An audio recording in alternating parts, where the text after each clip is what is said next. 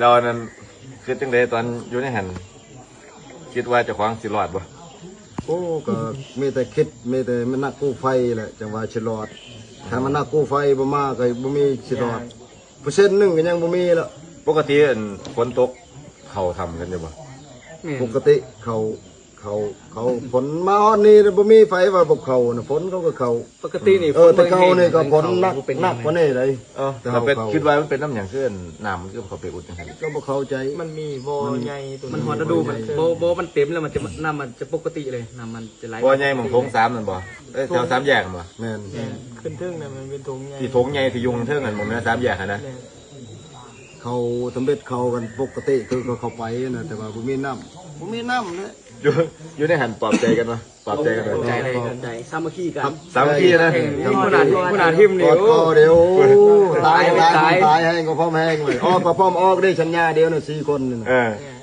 ให้เพิ่นอกกันมื้อนั้นน่ะอก4ได้หาเนาะบ่มืดอีกเอามืด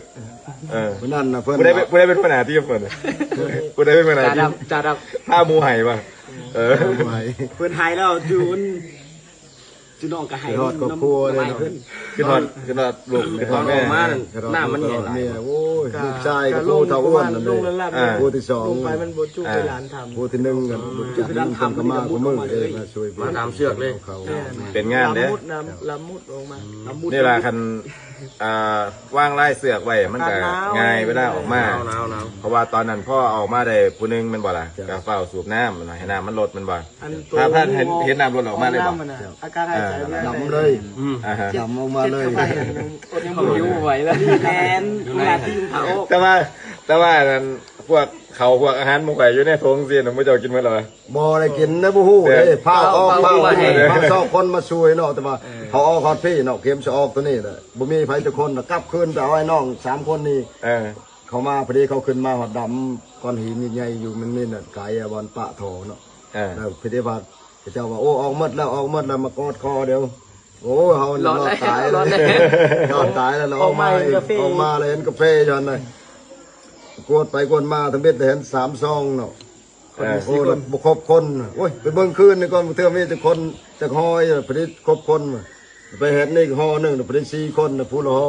กินกาแฟแล้วก็กอดคอจะออกมากูบ้านว่างไม่ได้หันเนี่ยมันเป็นวินที่เจียวหน้าที่นั้นเห็นยังก็กินเบิดเลยนะให้กินเองนะกาแฟแดงนี่นะกาแฟแดงว่ะผู้เดียวเข้าไปใช่ป่ะ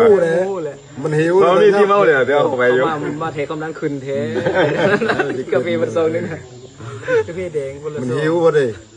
โอ้เขาก็บอกว่าตายเลยกินก็เมื่อสู้ว่ามันรอด